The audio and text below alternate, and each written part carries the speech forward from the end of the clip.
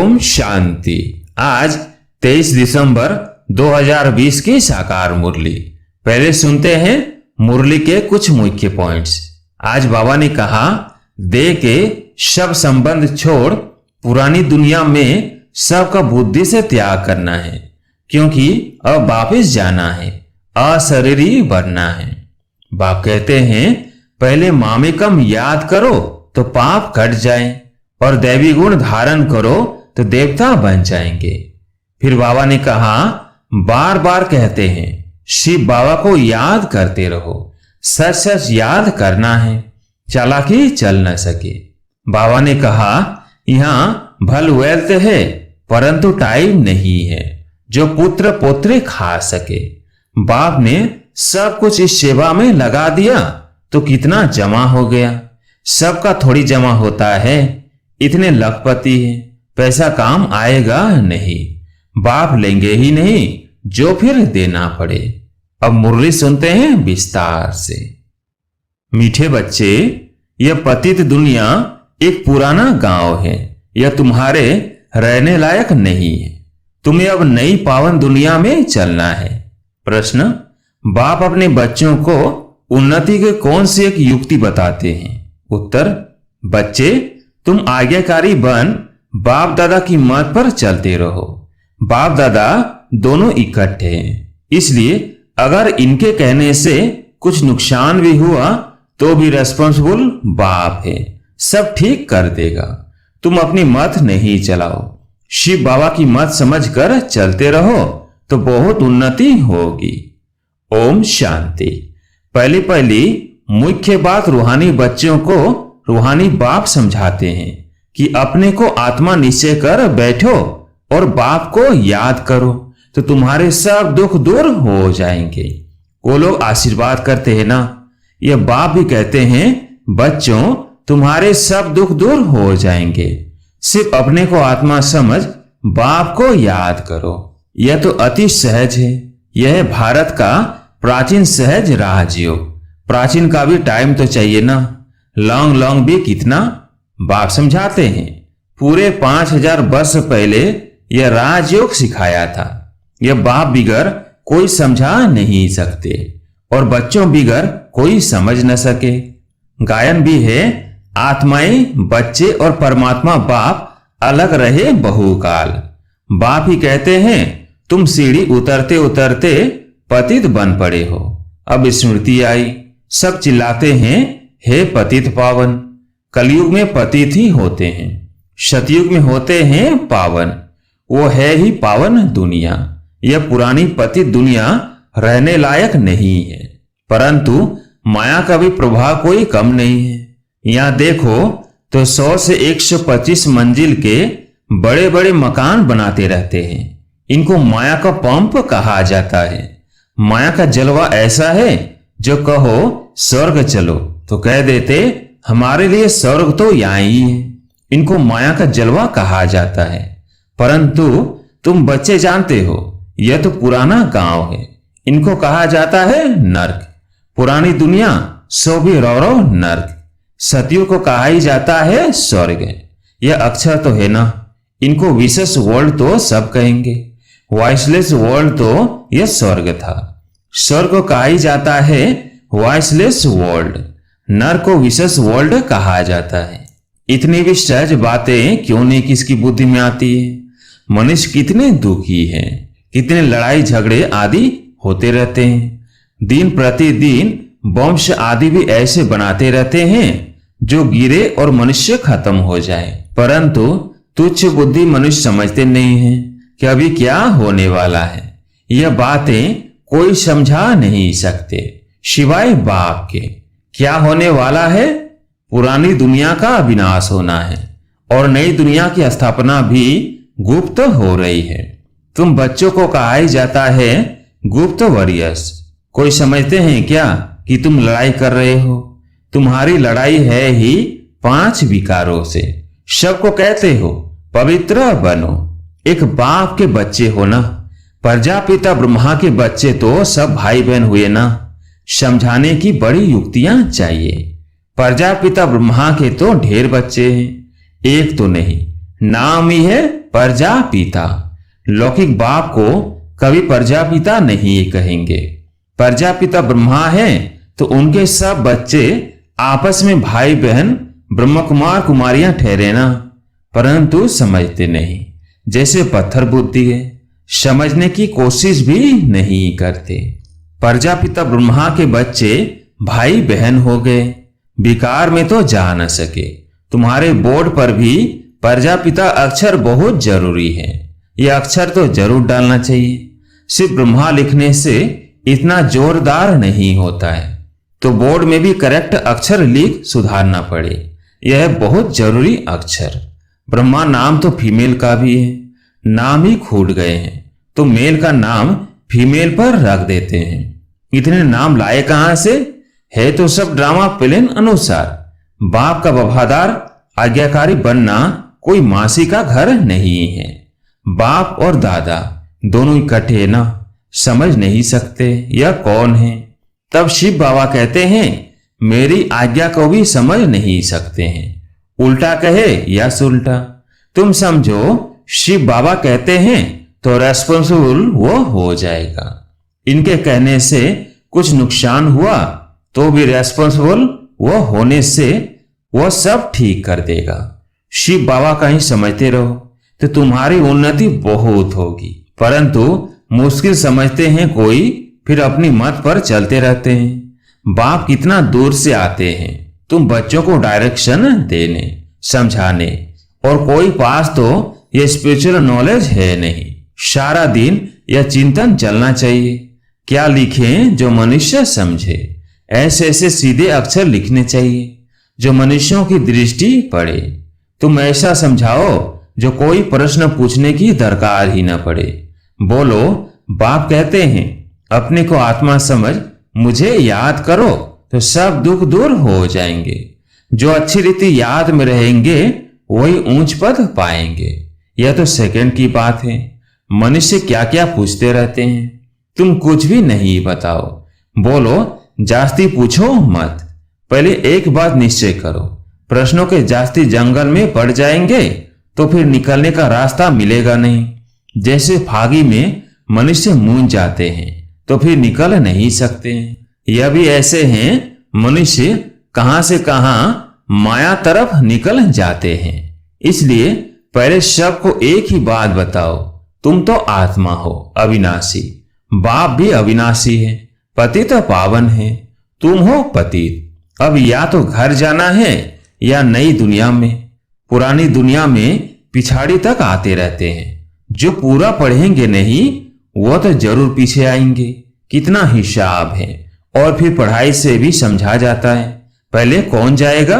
School में भी निशाने दिखाते हैं ना, दौड़ी पहन हाथ लगाकर आओ, पहले नंबर वाले को इनाम मिलता है। यह बेहद की बात, बेहद का इनाम मिलता है। बाप कहते हैं याद की यात्रा पर रहो, दैवी गुण धारण करने हैं, सर्वगुण संपन्न यहां बनना है। इसलिए बाबा कहते हैं चार्ट रखो, याद की यात्रा का भी चार्ट रखो तो पता पड़ेगा हम फायदे में हैं या घाटे में। परंतु बच्चे रखते नहीं हैं। बाबा कहते हैं लेकिन बच्चे करते नहीं, बहुत थोड़े करते हैं। इसलिए माला भी कितनी थोड़ों की ही है। 8 बड़ी स्कॉलरशिप लेंगे, फिर 108 प्लस में रहते हैं ना। प्लस में कौन जाएंगे? बादशाह और रानी। बहुत जरा सा फर्क रहता है। तो बाप कहते हैं पहले अपने को आत्मा समझो और बाप को याद करो। यही है याद की यात्रा। बस यही बाप का मैसेज देना है। तीक तीक करने की दरकार नहीं। मन मना भव दे के सब संबंध छोड़ पुरानी दुनिया में सबका बुद्धि से त्याग करना है, क्योंकि अब वापिस जाना है, अशरीरी बनना है। यह बाबा याद दिलाते हैं, फिर सारे दिन में बिल्कुल याद भी नहीं करते, सीमत पर नहीं चलते हैं, बुद्धि में बैठता नहीं है। बाप कहते हैं नई दुनिया में जाना है तो तमो प्रधान से शतो प्रधान बनना है। बाबा ने हमको राज्य भाग्य दिया, हमने फिर ऐसे गवाया। 84 जन्म लिए, लाखों वर्ष की बात नहीं। बहुत बच्चे अलग को न जाने कारण फिर बहुत प्रश्न पूछते रहते हैं। बाप कहते हैं पहले मामेकम याद करो तो पाप कट जाए, और दैवी गुण धारण करो तो देवता बन जाएंगे, और कुछ पूछने की दरकार नहीं। अलग न समझ बेते की तिक तिक करने से खुद भी मूंझ जाते हैं, फिर तंग हो पड़ते हैं। बाप कहते हैं पहले अलग को जानने से सब कुछ जान जाएंगे, मेरे द्वारा मेरे को जानने से तुम सब कुछ जान जाएंगे, बाकी जानने का कुछ रहेगा नहीं। इसलिए 7 रोज रखे जाते हैं। 7 रोज में बहुत समझ सकते हैं, परंतु नंबरवार समझने वाले होते हैं। कोई तो कुछ भी समझते नहीं, वो क्या राजा रानी बनेंगे, एक के ऊपर राजाई करेंगे क्या? हर एक को अपनी प्रजा बनानी है, टाइम बहुत वेस्ट करते हैं।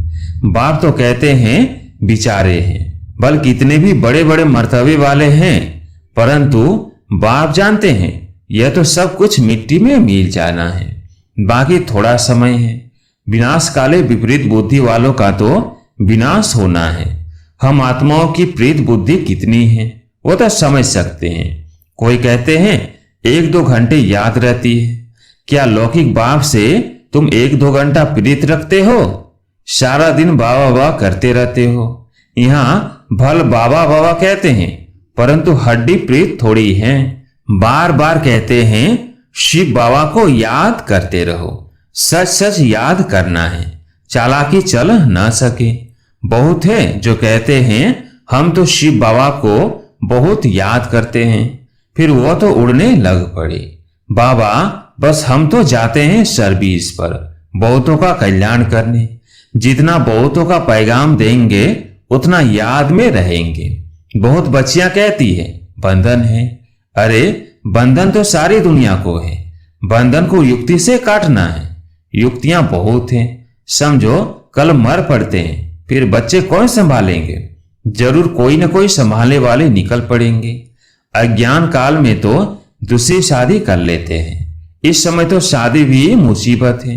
किसको थोड़ा पैसा देकर बोलो बच्चों को संभालो, तुम्हारा ये मर जीवा जन्म है ना, जीते जी मर गए फिर पीछे कौन संभालेगा? तो जरूर नर्स रखनी पड़े। पैसे से क्या नहीं हो सकता है। बंधन मुक्त जरूर बनना है। सर्विस के शौक वाले आप ही भागेंगे।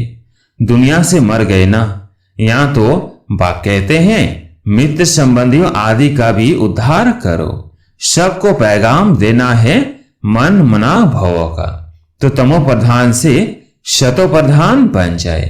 यह बाप ही कहते हैं, और तो ऊपर से आते हैं, उनकी प्रजा भी उनके पिछाड़ी आती रहेगी। जैसे क्राइस्ट सबको नीचे ले आते हैं, नीचे पाठ बजाते बजाते जब अशांत होते हैं तो कहते हैं हमको शांति चाहिए। बैठे तो थे शांति में, फिर प्रसिप्टर पिछाड़ी आना पड़ता है।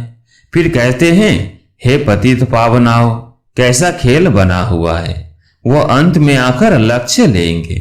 बच्चों ने साक्षात्कार किया हुआ है, मन मना भव का लक्ष्य आकर लेंगे। अभी तुम बेगर टू प्रिंस बनते हो। इस समय के जो साहूकार है वो बेगर बनेंगे। वंडर है, इस खेल को जरा भी कोई नहीं जानते हैं। सारी राजधानी स्थापन हो रही है, कोई तो गरीब भी बनेंगे ना। यह बड़ी दुरानदेशी बुद्धि से समझने की बातें हैं। पिछाड़ी में सब साक्षात्कार होगा। हम कैसे ट्रांसफर होते हैं? तुम पढ़ते हो नई दुनिया के लिए, अभी हो संगम पर। पढ़कर पास करेंगे तो दैवी कुल में जाएंगे, अभी ब्राह्मण कुल में है। यह बातें कोई समझ ना सके। भगवान पढ़ाते हैं, जरा भी किसकी बुद्धि में नहीं बैठता। निराकार भगवान जरूर आएगा ना। यह ड्रामा बड़ा वंडरफुल बना हुआ है, उसको तुम जानते हो और पाठ बजा रहे हो। त्रिमूर्ति के चित्र पर भी समझाना पड़े। ब्रह्मा द्वारा स्थापना, विनाश तो ऑटोमेटिकली होना ही है, सिर्फ नाम रख दिया है। यह भी ड्रामा बना हुआ है। मुख्य बात है अपने को आत्मा समझ, बाप को याद करो तो जंक उतर जाए। स्कूल में जितना अच्छी रीति पढ़ेंगे बड़ी आमदनी होगी। तुमको एक ही जन्म के लिए हेल्थ वेल्थ मिलती है, कम बात है क्या? यहाँ भल वेल्थ है परंतु टाइम नहीं है जो पुत्र पुत्री खा सकें। बाप ने सब कुछ इस सेवा में लगा दिया तो कितना जमा हो गया। सबका थोड़ी जमा होता है, इतने लखपति हैं, पैसा काम आएगा नहीं, बाप लेंगे ही नहीं जो फिर देना पड़े। अच्छा, मीठे मीठे शिकिलदे बच्चों प्रति माता पिता बाप दादा का याद प्यार और गुड मॉर्निंग। रूहानी बाप की रूहानी बच्चों को नमस्ते। हम रूहानी बच्चों की रूहानी बाप दादा को याद प्यार गुड मॉर्निंग नमस्ते नमस्ते। धारणा के लिए मुख्य सार। पहला पॉइंट, बंधन काटने की युक्ति रचनी है, जिगरी बाप से प्रीत रखनी है, बाप का सबको पैगाम दे सबका कल्याण करना है। दूसरा पॉइंट, दूरांदेशी बुद्धि से इस बेहद के खेल को समझना है, बेगर टू प्रिंस बनने की पढ़ाई पर पूरा ध्यान देना है, याद का सच्चा सच्चा चार्ट रखना है। आज प्यारे मीठे बाबा का वरदान, सत्यता के आधार पर एक बाप को प्रत्यक्ष करने वाले निर्भय ऑथोरिटी स्वरूप भव। सत्यता के आधार पर एक बाप को प्रत्यक्ष करने वाले निर्भय ऑथोरिटी स्वरूप भव। सत्यता ही प्रत्यक्षता का आधार है। बाप को प्रत्यक्ष करने के लिए निर्भय और ऑथोरिटी स्वरूप बनकर बोलो, संकोच से नहीं। जब अनेक मत वाले सिर्फ एक बात को मान लेंगे कि हम सबका बाप एक है और वही अब कार्य कर रहे हैं, हम सब एक की संतान एक है और यह एक ही यथार्थ है, तो विजय का झंडा लहरा जाएगा। इसी संकल्प से मुक्तिधाम जाएंगे और फिर जब अपना अपना पाठ बजाने आएंगे तो पहले यही संस्कार इमर्ज होंगे कि गॉड इज वन।